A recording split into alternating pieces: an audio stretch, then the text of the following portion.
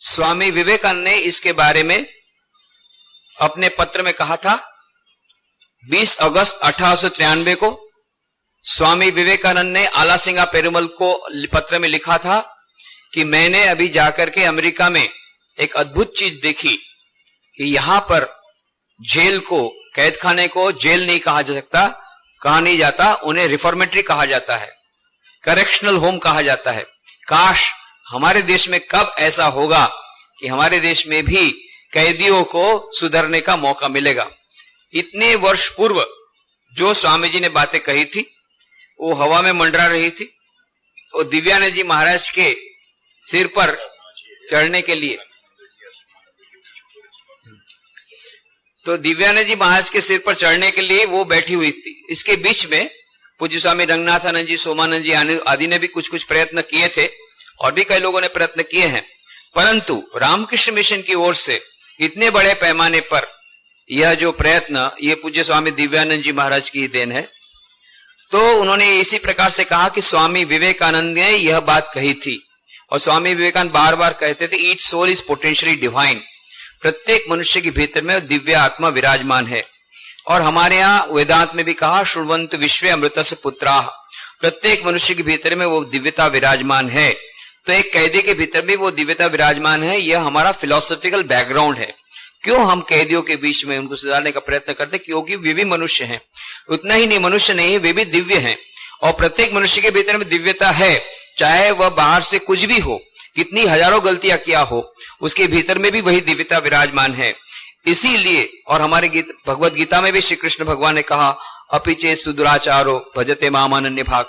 तो कहा कि यदि बड़ा से बड़ा दुराचारी हो तो भी यदि वह मेरा भगवान का नाम लेता है तो वह भक्त बन जाता है। ये बात तो हमारी गीता में भी है। और स्वामी विवेकानंद ने बार बार यही बात कही थी कि कभी पापी को पापी मत कहो और अपने आप को पापी मत समझो, प्रत्येक के भीतर में दिव्य आत्मा विराजमान है। पूज्य स्वामी जी ने उस घटना का भी जिक्र किया कि जहां पर कि स्वामी जी विवेकानंद की मुलाकात हुई थी एक साधु से, और उस साधु से मुलाकात में पता लगा कि वह किस प्रकार से साधु बना। उसकी जब बात उन्होंने पूछी, क्योंकि उन्होंने देखा बहुत उच्च अवस्था है, ब्रह्मज्ञानी की अवस्था उस साधु की है। और तब उसने पूछा कि आप कैसे साधु बने, किस प्रकार से आपको इतना अच्छा ज्ञान मिला। और तब उन्होंने बताया, पवारी बाबा का नाम सुना। और बोले उनसे मैं मिला हूं। स्वामी विवेकानंद ने कहा, बोले उनके बारे में कुछ घटना सुनी? बोले बहुत सारी घटनाएं सुनी। तो कोई चोर वाली घटना सुनी? बोले हाँ। स्वामी विवेकानंद बोले मैं तो गया था वहां पर गाजीपुर में, वहां सभी लोगों ने मुझे बताया कि एक चोर इस प्रकार से रात को आया था और पवारी बाबा तो पवन का आहार करते थे, उनके पास तो कोई वस्तु थी नहीं, केवल वह बर्तन कुछ थे, पीतल के बर्तन के अलावा कुछ भी नहीं था, और कुछ एक आध दो कपड़े होंगे और तो कुछ उनके पास था नहीं, गुफा में रहते थे। एक दिन रात को पवारी बाबू ने जब देखा, उनकी नींद खुली, देखा एक चोर यह सब बर्तन और कपड़े वगैरह लेकर के, जो कुछ छोटी वस्तुएं थी लेकर के जा रहा है। और ये पवारी बाबा तो सबको नारायण कह के पुकारते, नारायण नारायण कहां जा रहे हैं। और चोर तो समझा ये तो मेरे को पकड़ लिया रात को, तो और जोर से दौड़ा और पीछे ये पवारी बाबा दौड़े, नारायण कहां जा रहे हैं, ये लोटा छूट गया, नारायण। लोटा लेकर के पीछे दौड़े और पवारी बाबा तो योगी राज थे, चोर कितना दौड़ सकता था, जा करके चोर को पकड़ लिया। चोर ने समझा आज तो खत्म, अभी तो मारेंगे बहुत जोर से और फिर बाद में गांव वालों को बुलाएंगे, फिर पुलिस को देंगे, अब खत्म। इधर क्या उल्टा हो गया, पकड़ने के बाद पवारी बाबा हाथ जोड़ कर बोलते, नारायण इतनी कृपा की, हमारे कुटिया में पधारे, इतना सब ले रहे हैं, पर नारायण ये लोटा आप क्यों छोड़ गए, इसको भी आपको ग्रहण कीजिए। तब ये चोर के आंख में से आंसू हो गए, ये क्या है, ये कौन मनुष्य है कि या देवता है, उल्टा मारने के बदले प्रणाम कर रहा है, ऊपर से बोलता है ये लोटा भी ले जाइए। बस उस दिन से उसका ट्रांसफॉर्मेशन हुआ। बोले मैं उस दिन से फिर मैंने सब चोरी छोड़ दिया और इस प्रकार से मैं हिमालय में आया, साधना की और तो बहुत बड़े साधु बन गए। तो स्वामी विवेकानंद, ये हमारी एक कहावत है, every saint had a past and every sinner has a future. प्रत्येक पापी का एक भविष्य होता है और प्रत्येक महात्मा का एक भूतकाल होता है। हो सकता है बहुत सारी बातें की हो, परंतु आज उनका ट्रांसफॉर्मेशन हो गया। आज हम उनको साधु के रूप में देखते हैं और उसका भूतकाल तो हम नहीं जानते। उसी प्रकार से आज हम उसको कैदी के रूप में देखते हैं, उसका भविष्य हम नहीं जानते कि वो भी बहुत बड़ा साधु हो सकता है, बहुत बड़ा महात्मा बन सकता है। और पूज्य महाराज श्री ने बताया, वाल्मीकि की कथा तो हम जानते हैं, लुटारा था, नारद के संपर्क में आकर के इतने महान वाल्मीकि ऋषि हो गए जिन्होंने रामायण का निर्माण किया। यह उन्होंने बैकग्राउंड के रूप में सब बातें बताई। और फिर उन्होंने कहा कि मालदा जिले में विशेष करके किस प्रकार से उनका यह कैद खानों का परिवर्तन का काम शुरू हुआ। और यह प्रारंभ हुआ इसी प्रकार से कि 2 फरवरी को 2 फरवरी 2003 को मां शारदा देवी की 150वीं जन्म जयंती जब रामकृष्ण मठ मिशन मना रहे थे, तब आनंद बाजार पत्रिका के रिपोर्टर ने पूज्य महाराज को फोन किया कि आप, हमारी एक स्कूल है, इस प्रकार से जेल में स्कूल चल रही थी, वो बंद हो गई और इसलिए उसका एक विचित्र कारण कि टीचर नहीं है, क्योंकि जो टीचर था वो क्लर्क की जॉब में उसको लगा दिया था, तो वो क्लर्क का काम कर रहा था, टीचर कोई नहीं था, इसलिए स्कूल बंद हो गई है। यदि आप इस स्कूल को ले लें तो बहुत अच्छा रहेगा। तो पूज्य महाराज जी ने सब भक्त लोगों को पूछा, भक्त लोगों ने कहा हम अपनी सेवा देंगे। और इस प्रकार से यह कार्य शुरू हुआ एक स्कूल के प्रारंभ से। स्कूल जो बंद हो गई थी उसको शुरू करवाया और इस प्रकार से वे जेल में पहुंचे। फिर वहां जाकर के उन्होंने सबसे पहले लिटरेसी क्लासेस शुरू किया, सब कैदियों को पढ़ाना शुरू किया और इसमें ये भक्त लोग भी जाते थे, पूज्य महाराज जी जाते थे, उनके साथ सत्संग की बातें होती थी। फिर उनको वोकेशनल ट्रेनिंग की बात भी की और कम से कम 300 लोगों को उन्होंने इस प्रकार से वोकेशनल ट्रेनिंग दिया, जाकि जब वे जेल से वापस लौटे तो अपने पैरों पे खड़े रह सके, आर्थिक उनका विकास हो सके।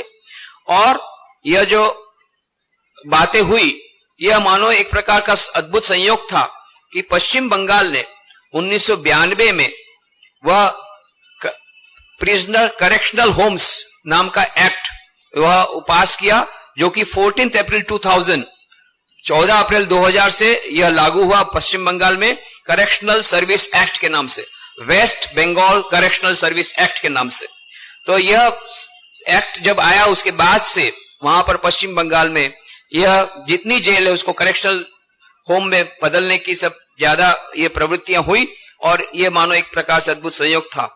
और ओपन एयर जेल का भी कॉन्सेप्ट है, जहां पर कि पर पश्चिम बंगाल में एक ही जेल है, राजस्थान में उन्होंने कहा कि 22 ऐसी जेल है ओपन एयर जेल, जिसमें सुबह 8 से लेकर के रात को 9 बजे तक ये जो कैदी है बाहर जा सकते हैं कमाने के लिए, वो काम करने के लिए, पर रात को आ जाना पड़ता है और सारे दिन। क्यों?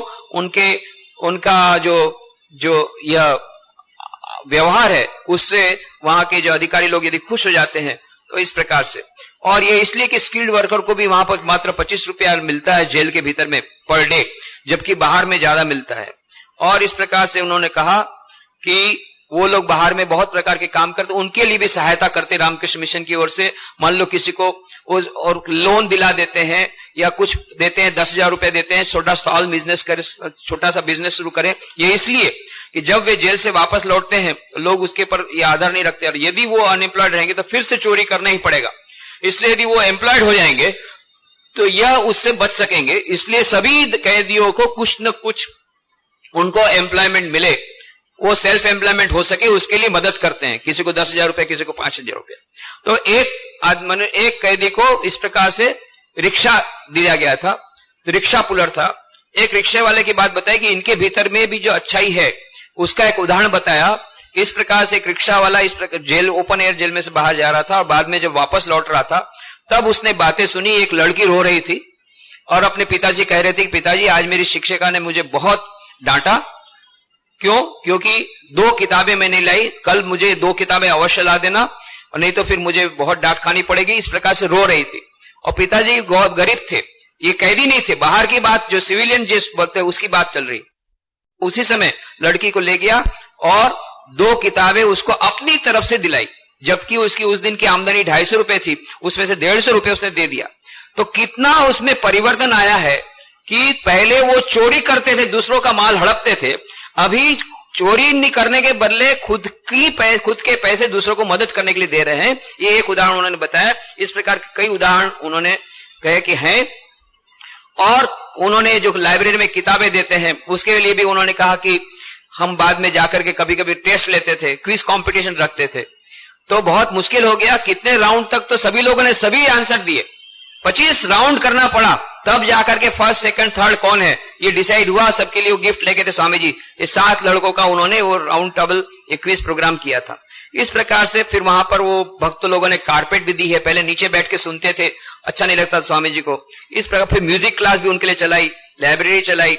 और इन्होंने आईजी प्रिजन है, वेस्ट बंगाल के आईजी प्रिजन, उन्होंने रामकृष्ण मिशन के जनरल सेक्रेटरी महाराज को लिखा कि पूरे आपके जितने पश्चिम बंगाल के सेंटर सबको कहिए कि इसी प्रकार का कार्य करे। धीरे धीरे दूसरे सेंटर पश्चिम बंगाल में मालदा जो सेंटर है वो लीड सेंटर है, उन्होंने ये मार्गदर्शन प्रदान किया। अब कितने सारे सेंटर इस प्रकार से प्रिजन रिफॉर्मेशन वर्क में लगे हुए हैं पश्चिम बंगाल में। तो इस प्रकार से सभी जगह उन्होंने हर एक वार्ड में प्रेयर हॉल बनाया है, वॉल पर दीवार पर उन्होंने चित्र टंगाया देवी देवताओं के, एक अद्भुत ट्रांसफॉर्मेशन हो रहा है। और जो मां की बातें उन्होंने बताई, मां शारदा ने कहा था कि जिस प्रकार से शरत मेरा लड़का है उसी प्रकार अमजद भी मेरा लड़का है। तो यही बातें स्वामी जी वहां जाकर के सुनाते हैं। और एक बहुत ही भावनापूर्ण एक घटना का उन्होंने वर्णन किया कि जहां पर एक स्त्रियों के प्रिजन हाउस में जब वे गए, अब एक स्त्री ने पूज्य महाराज को पूछा, जब गोपाल का प्रसाद दिया जा रहा था तो उन्होंने कहा आपका गोपाल क्यों मुझे इतना दुख दे रहा है, आपका गोपाल यदि सचमुच में भगवान है तो क्यों मुझे इतना दुख दे रहा है, यह उसने प्रश्न पूछा। तब पूज्य महाराज ने समझाया, देखो मां शारदा देवी कहती थी जीवन ही दुख से भरा है। दूसरी बात उन्होंने बताई कि भगवान का तो काम ही है दुख देना, जन्मने के पहले ही अपने पिताजी माताजी को कैद में डाल दिया और कैद में ही बाकी सब उसके भाई बहन हुए, उनको मार डाला गया। उनको खुद को भी इतना दुख हुआ कि कभी मां का चेहरा नहीं मिला, तुरंत जन्म के साथ साथ ही उनको दूसरी जगह ट्रांसपोर्ट कर दिया गया, कभी मां का दूध मिला नहीं। ये तो खुद ही दुखी थे, मां बाप को भी दुखी किए, परंतु इसको यदि दिव्य लीला के रूप में माने तभी आप मान सकते, उसको अपने मनुष्य की बुद्धि से नहीं। और फिर ये महिला उनके चरणों में प्रणाम करे कि बहुत रोने लग गई। फिर बाद में कहा कि क्या भगवान मुझे इस गलती के लिए माफ करेंगे, मैंने कितनी बड़ी गलती की कि भगवान के ऊपर मैंने अश्रद्धा की। इस प्रकार के जो श्रद्धावान वहां पर भक्त महिलाएं भक्त लोग वहां पर हैं। और एक उन्होंने बहुत अच्छा बताया, कृष्णा साई नादिया में जो है कृष्णा साई जगह है, वहां पर की जेल में खुशी पगली नाम की एक महिला जो कि बुढ़िया जैसी थी, पर वो सभी कैदी स्त्रियों को भी अपनी मानो संतान के रूप में मानती थी और वह ठंड से ठिठुर रही थी।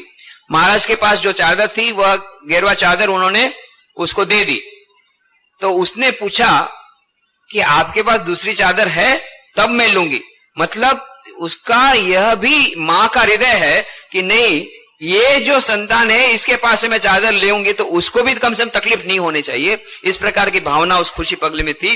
बाद में पुरुलिया फीमेल जेल में फिर से उनसे मुलाकात हुई थी, उसी खुशी पगले से को प्रिजनर वहां मिली थी। हाँ, तो दूसरी एक महिला थी वो ये सब देख रही थी, वो बाद में उसका ट्रांसफर हो गया था पुरुलिया जेल में। उन्हें महाराज को पूछा आपको खुशी पगली का स्मरण है? बोले मैं खुशी पगली के साथ थी वहां पर। माने इतने बाकी कैदियों पर भी उसका कितना प्रभाव पड़ता है कि उन्होंने ये सब याद रखा, महाराष्ट्र को याद रखा, उस घटना को याद रखा। तो और दूसरा उन्होंने कहा कि वहां पर वो पूछते हैं कैदी लोगों का, देखिए उसकी भावना हृदय कैसा है। बोले आप लोग इतनी सारी चीजें दे रहे हैं, कैसे दे रहे हैं, कैसे डोनेशन आता है, आपको इतना डोनेशन मिल जाता है, कैसे करना पड़ता है। फिर बोलते हैं हम लोग जब बाहर आएंगे तो आपको डोनेशन देंगे। और कुछ लोग डोनेशन देते भी हैं। स्वामी जी को कई डोनेशन इस प्रकार से मिले जो कैदियों ने जेल से बाहर आए और इस प्रकार से अपना अपना डोनेशन इस सब अच्छे अच्छे कार्य के लिए दिया।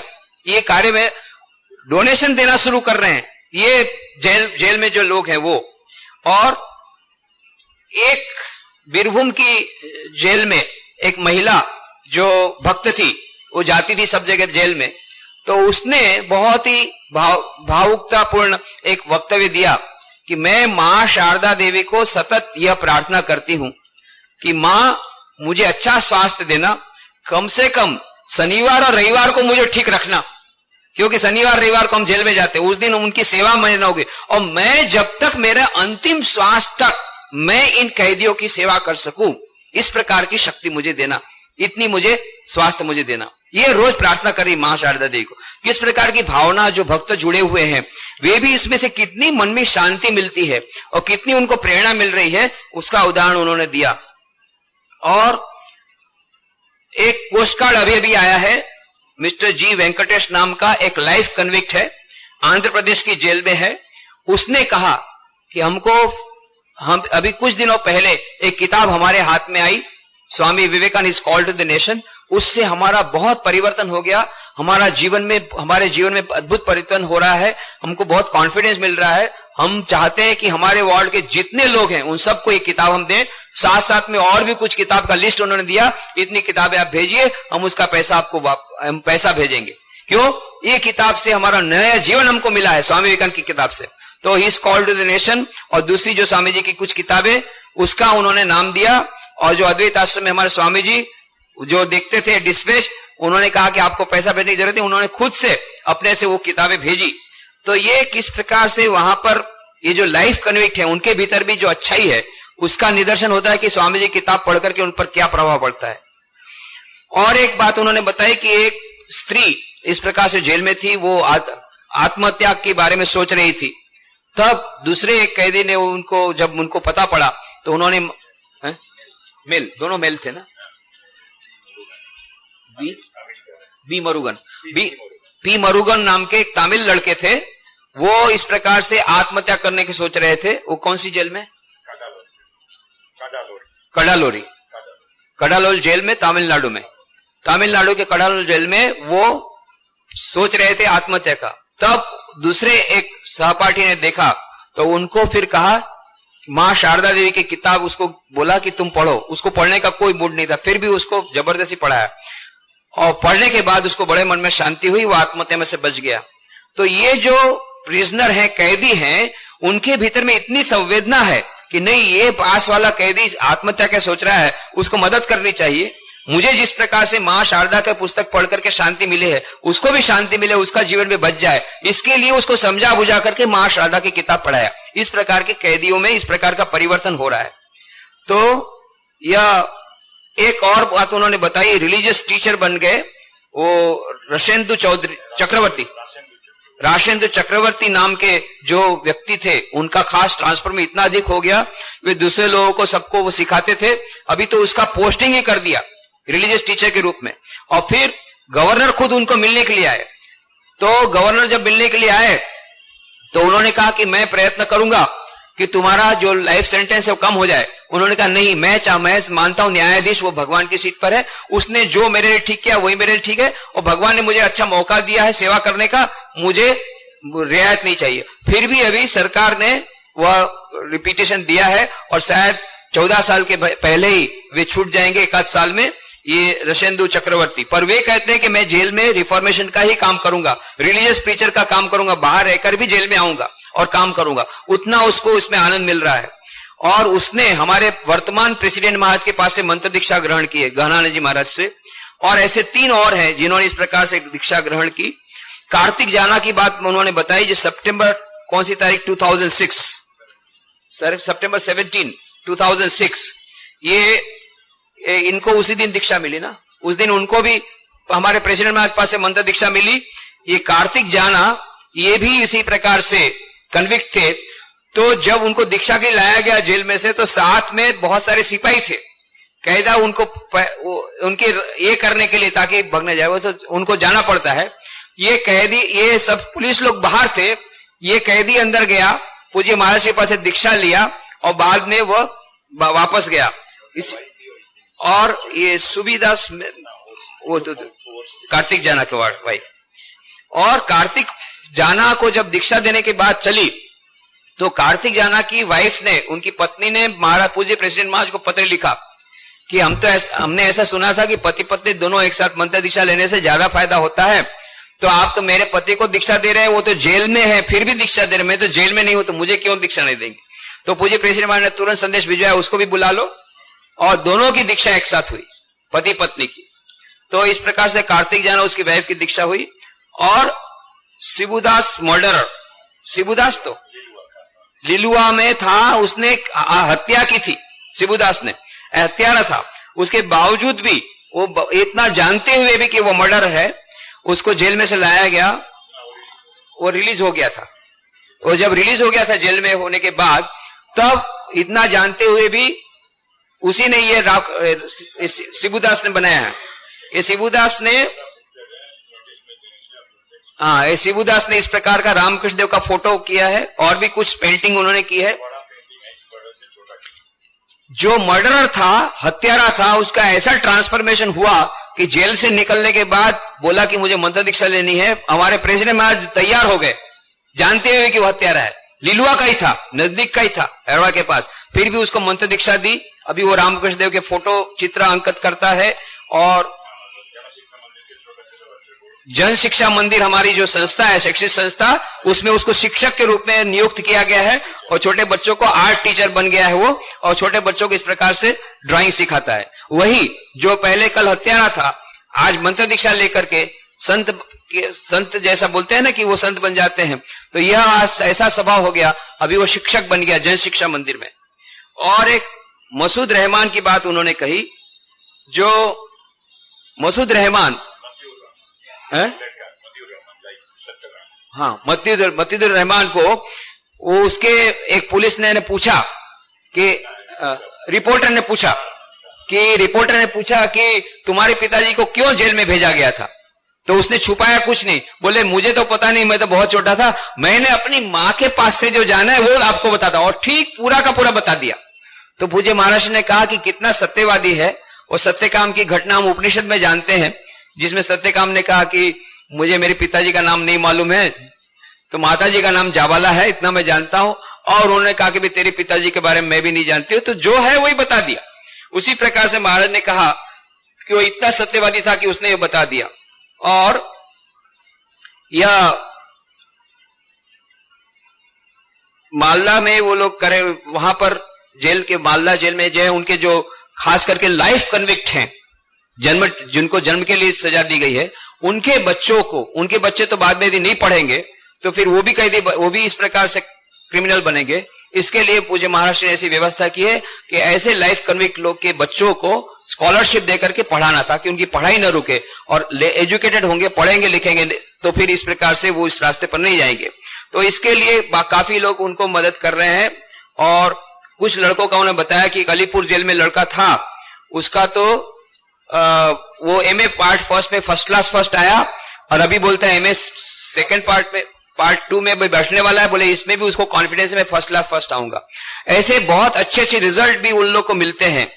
और इस बार 8 विद्यार्थी ये ओपन यूनिवर्सिटी एग्जाम में बैठने वाले हैं।